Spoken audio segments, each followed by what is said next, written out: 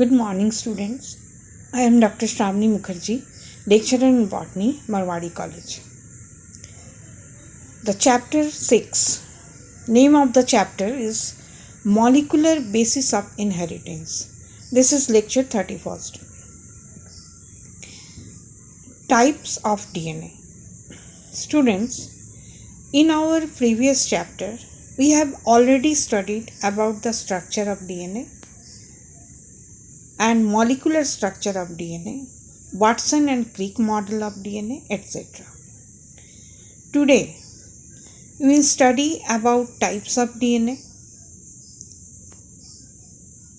DNA packaging, and function of DNA.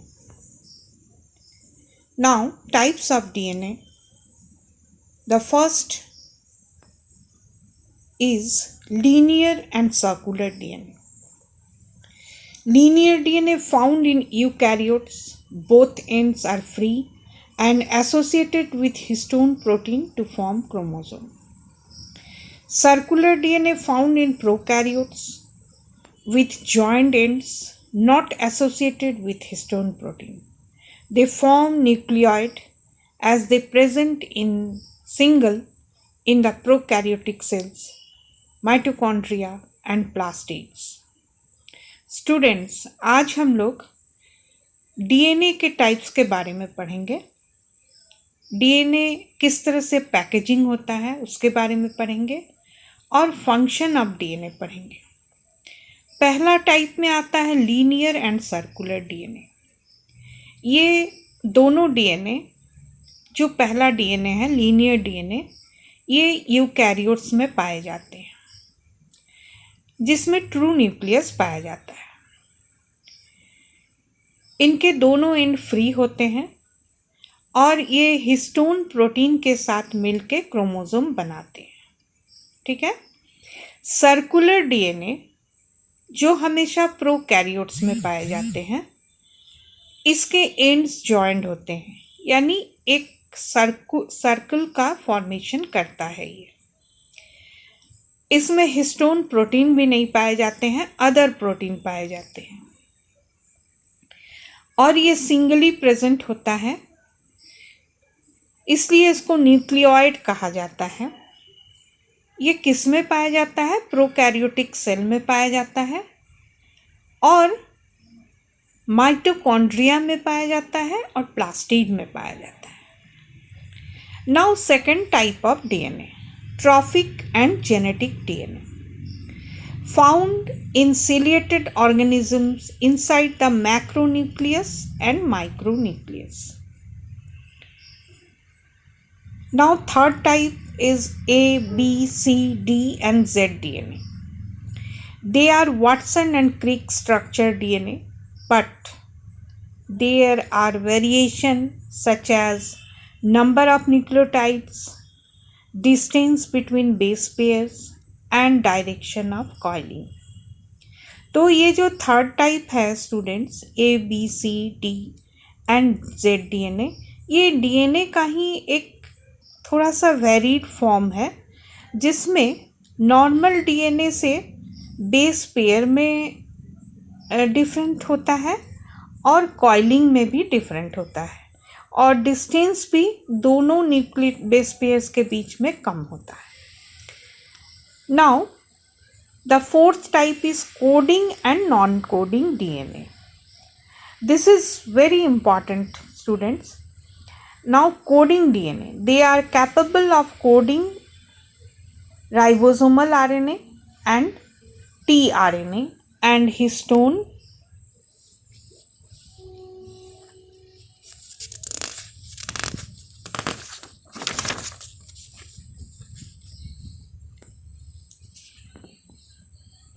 protein. Now, what is non-coding DNA? The DNA which does not take part in cell physiology and genetics is called non-coding or non-functional DNA.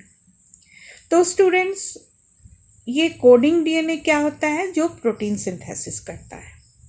Non coding DNA क्या होता है? जो protein synthesis नहीं करता है, cell physiology में कुछ भी रिस्पॉन्सिबल नहीं होता है, इसका कोई भी फंक्शन नहीं होता है, इसलिए इसको नॉन फंक्शनल डीएनए कहते हैं. Now jumping jeans.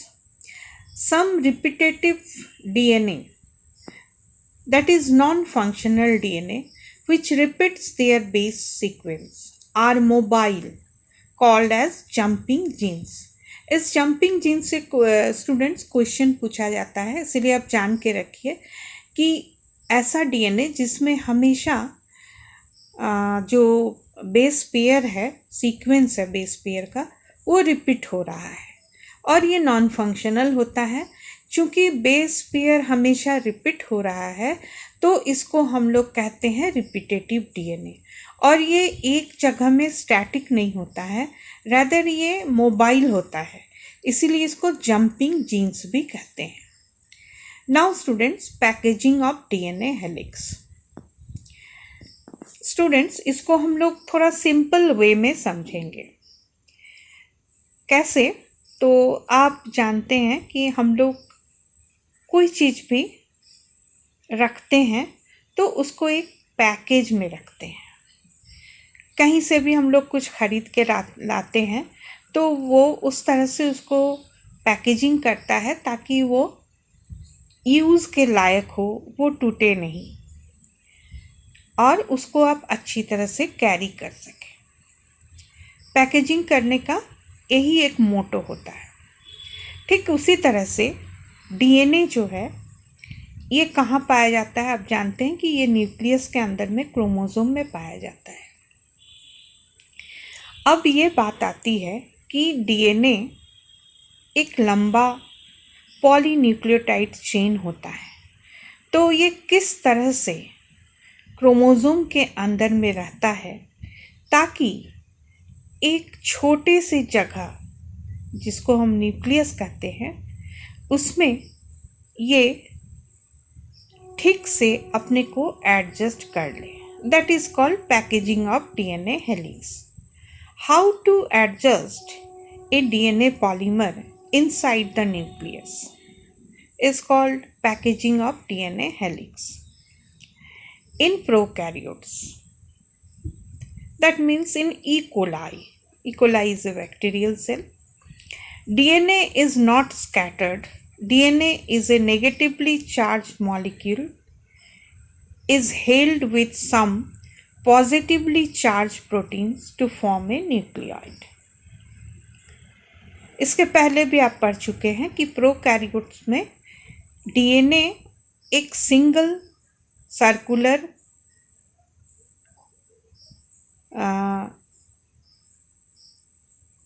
Circular and close and DNA होता है. ये एक प्रोटीन के साथ रहता है. यही इसका पैकेजिंग है. किसमें? प्रोकैरियोट में. और इसको हम लोग न्यूक्लियोइड जानते हैं. ठीक है. तो packaging very simple in prokaryote. That is DNA form a circular ring held with positively charged protein. Now in eukaryotes, there is a set of positively charged basic protein called histone protein.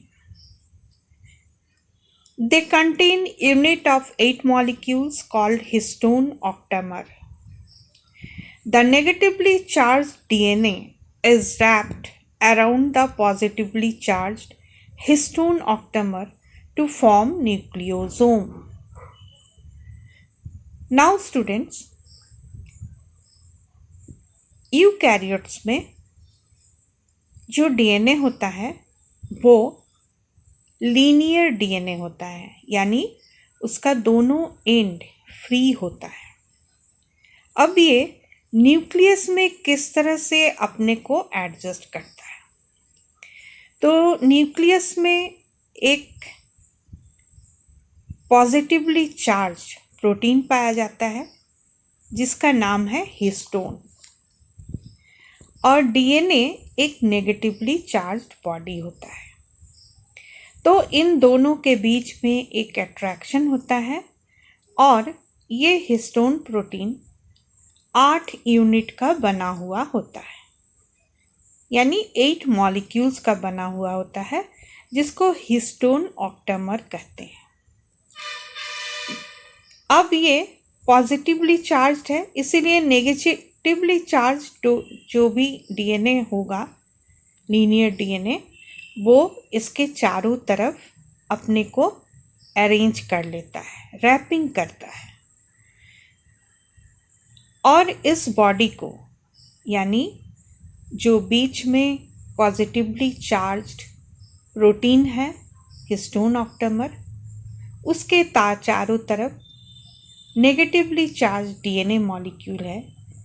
इस तरह के एक compound structure को हम लोग कहते हैं nucleosome. यहाँ आप देख सकते हैं स्टूडेंट्स, ये बीच वाला एक सर्कुलर मॉलिक्यूल है, ये हिस्टोन प्रोटीन है। ये 8 मॉलिक्यूल से बना हुआ है, जिसको हम लोग हिस्टोन ऑक्टेमर कहते हैं। इसके चारों तरफ ये कैसा होता है, तो पॉजिटिवली चार्ज्ड होता है। ये एक डीएनए, लीनियर डीएनए मॉलिक्यूल है। आप देख सकते हैं यहाँ इसका एक एंड, यहाँ उसका दूसरा एंड, यानी दोनों एंड इसका फ्री है, और ये नेगेटिवली चार्ज्ड है, इसीलिए दोनों के बीच में अट्रैक्शन होता है, और ये पूरी तरह से इस हिस्टोन ऑक्टेमर को लिपट लेता है, ठीक है, यानी रैप कर लेता है। इस स्ट्रक्चर को हम कहते हैं न्यूक्लियोसोम। ओके स्टूडेंट्स,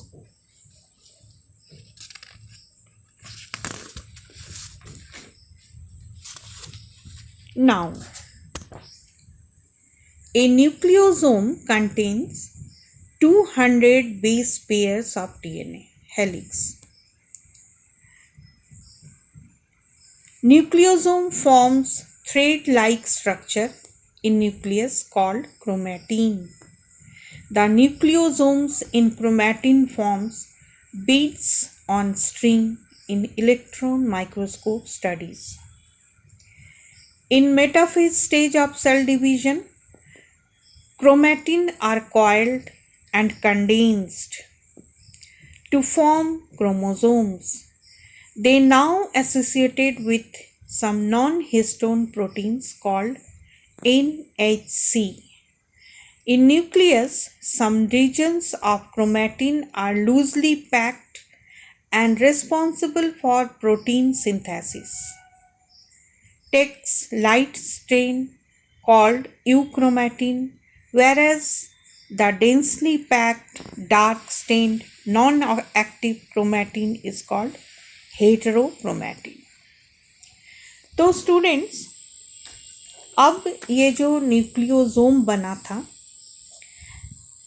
इसमें 200 बेस पेयर होता है, जो एक डीएनए हेलिक्स में पाया जाता है।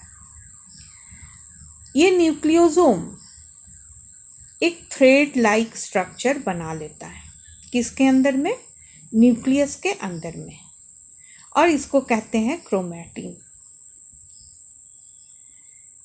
जब आप इसको इलेक्ट्रॉन माइक्रोस्कोप से देखेंगे तो ये न्यूक्लियोसोम क्रोमैटिन में बिल्कुल धागे में जिस तरह से मोती पिरोया रहता है, उस तरह के स्ट्रक्चर को दिखलाता है। क्या कहते हैं उसको, बीट्स ऑन स्ट्रिंग।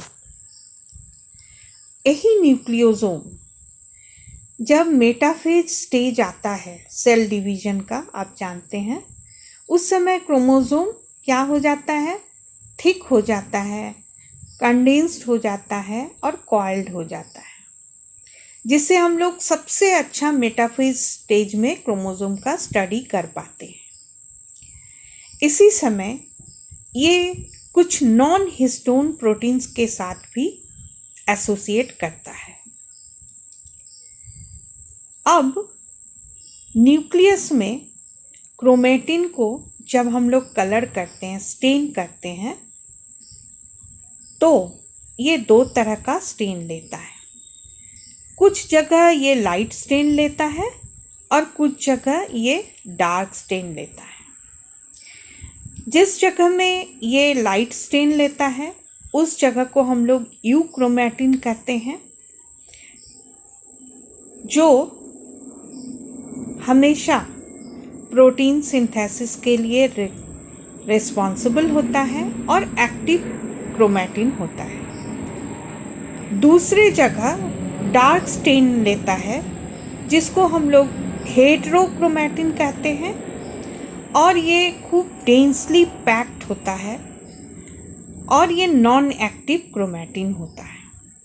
ठीक है स्टूडेंट्स, तो हम लोग क्रोमोसोम को जब स्टेन करते हैं तो ये याद रखिएगा, क्रोमोसोम का कुछ पार्ट यूक्रोमैटिन का बना होता है और कुछ पार्ट हेटेरोक्रोमैटिन का बना होता है।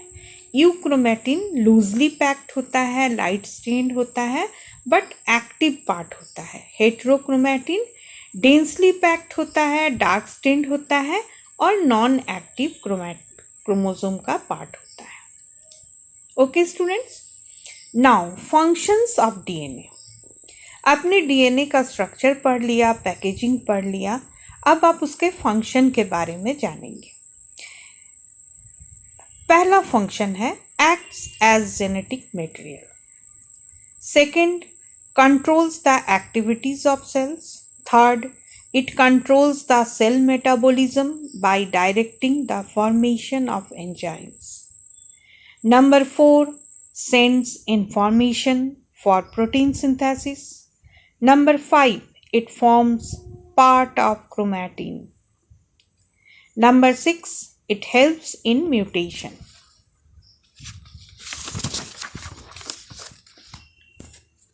Number 7, it contributes to the evolution. Number 8, helps in cell differentiation. 9, it helps in variation. 10, it controls postnatal development through adulthood to death by its internal clock. Hence, DNA is called basis of life.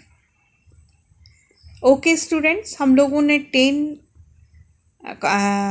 Function को पढ़ा DNA का, इसको आप याद कर लीजिएगा। Now central dogma. What is the meaning of central dogma? Students, ये DNA के रिप्लिकेशन से रिलेटेड है, जिसको हम लोग नेक्स्ट क्लास में पढ़ेंगे। बट अभी आप थोड़ा सा इसका एक आउटलाइन जान लीजिए कि डीएनए का जब रिप्लिकेशन होता है तो एमआरएनए बनता है। ये एमआरएनए एक्चुअली प्रोटीन सिंथेसिस के टाइम में बनता है, जिसको हम लोग मैसेंजर आरएनए कहते हैं। उसके बाद एमआरएनए प्रोटीन को बनाता है।